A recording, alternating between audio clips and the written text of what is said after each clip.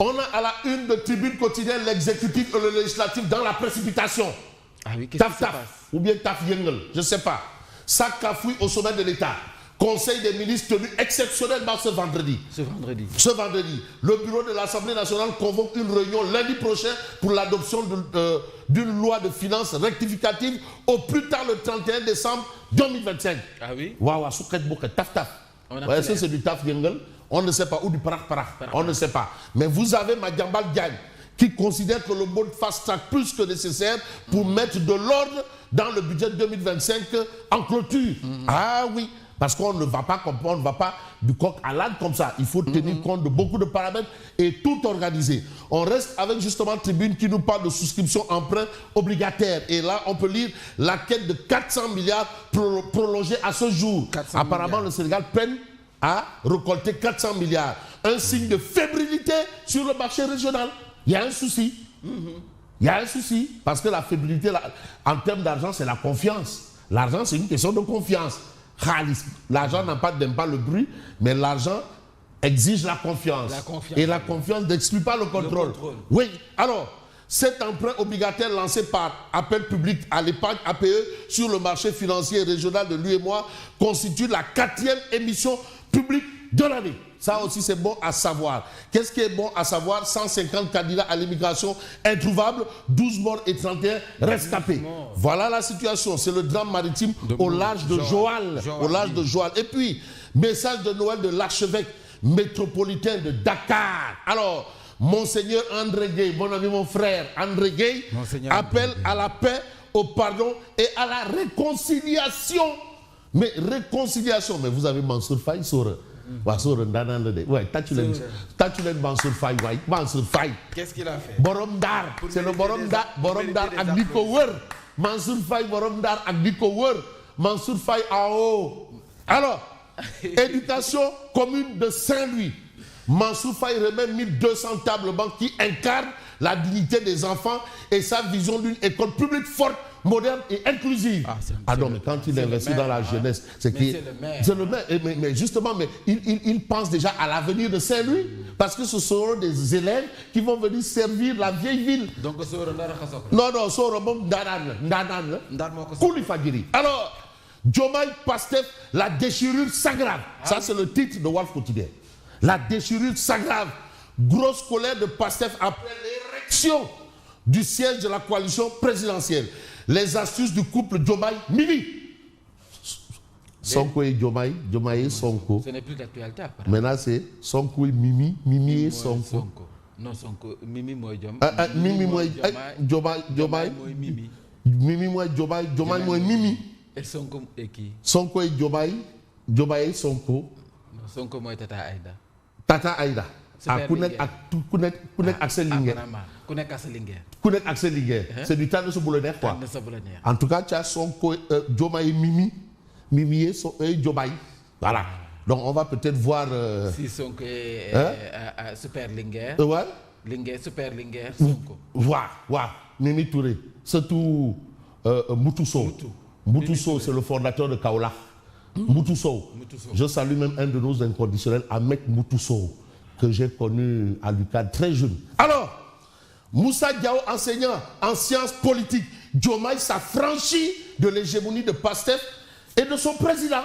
Il s'affranchit. Ça, c'est ce que dira Moussa Diao. Mais on va évoluer dans l'actualité et vous avez ici Casamance tournée économique, Diomaye en soldat équipé pour la paix. Pour la paix. Mais yon nous jam. Soriwoul. Dinaou aïe. Jam. Mais pourquoi est-ce qu'il y aurait des gens qui seraient contre la paix? Mais même quand tu pompes de l'air, on te dit colle-nous la paix. C'est ça, colle-nous la paix.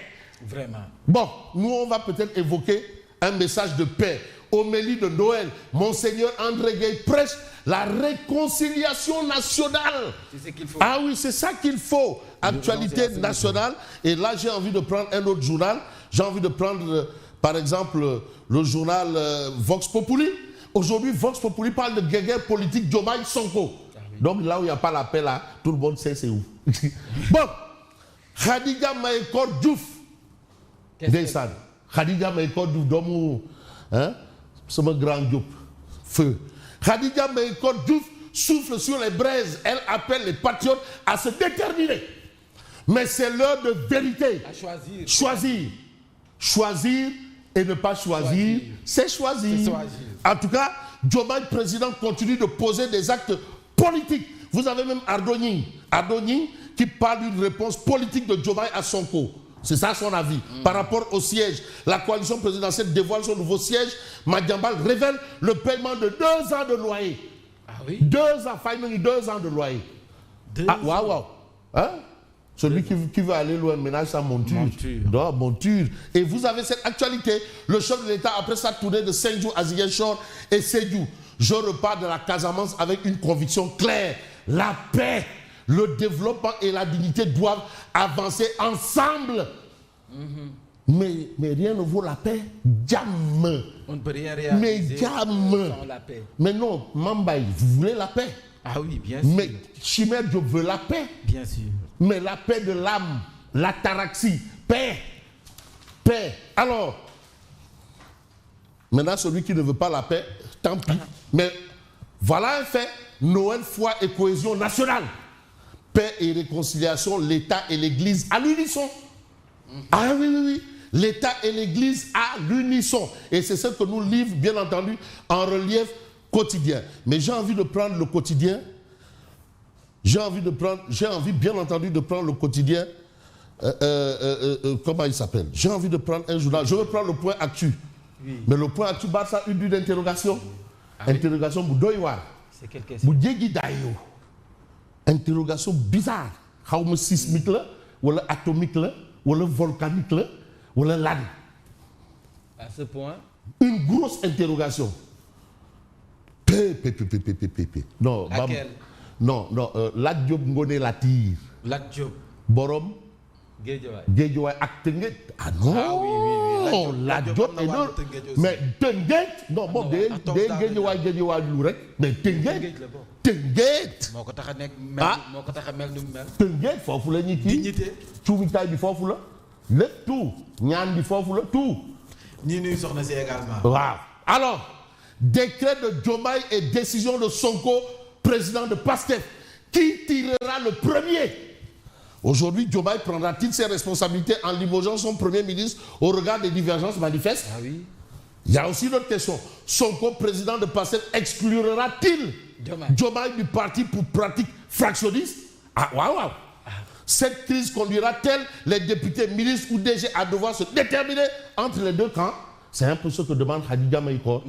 Ah, il faut jouer franc jeu. Pendant ce temps, l'opposition au balcon. Non, mais au balcon. Opposition, nous avons fait. Nous avons balcon avec Sochou Gouro. Maintenant, nous avons Sochou Gouro. Maintenant, nous avons Sochou Dakar. Quelle opposition? Quelle opposition? Est-ce que nous avons là? Quelle opposition? Finalement, on voit que le chef de l'opposition, c'est Ousmane Sonko. Ouais. Finalement, c'est lui le chef de l'opposition. Hein?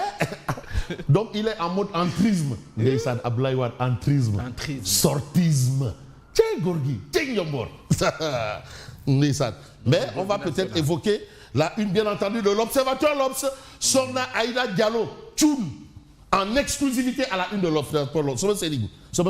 Alors, les axes prioritaires de ma mission. La place que je souhaite voir la femme occuper. Mon engagement politique ne vise pas la recherche de fonctions. Serigne Béthio Thioune, administrateur civil de classe exceptionnelle. Oui. Serigne Béthio nous a libérés de tout complexe.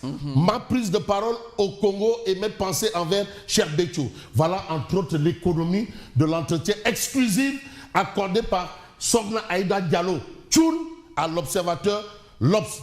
Et de toutes les façons, on va peut-être voir Odia, Oumar Diakité. Odia est là en mode ventilateur, malade. Je vois à travers les rayons X que ce malade est raide dingue de moi. Alors, Ndeysaan, c'est la maladie d'amour. Fou, amoureux, moi, je ne suis pas timbré quand même. Je vais porter plainte contre X. Donc voilà un peu ce que essaye d'expliquer Odia. C'est une radio X. Et de toutes les façons, l'homme dit porter plainte contre X. Moi, je ne porte plainte contre personne. Je vous dis merci. Que la paix demeure. Certainement. Ah, wow. Ah, ça va. Après du Gambia. am na ku nekk destination Gambie. am na ku nekk Gambia. non Gambie il faut ñu dem fa. seeti ji Adama Barrow. waaw non Mboka TV am Mboka FM. Mboka FM Mboka TV. waaw am na suñu Mboka TV wala suñu Mboka FM. Mboka FM Mboka TV. très bien. suñu Mboka TV. ak suñu Mboka FM suñu Mboka TV suñu Mboka FM. waaw Mboka. loolu il faut ñu lijjanti ko. Mboka TV. est-ce que duñ déposé ji foofu sax. waaw Mboka TV. ñu dem foofu wala Mboka FM. Mboka FM. waaw pourquoi pas lépp mën na nekk. Merci à vous Fabrice Nguema que nous allons retrouver tout à l'heure 7 heures passées de 1 minute.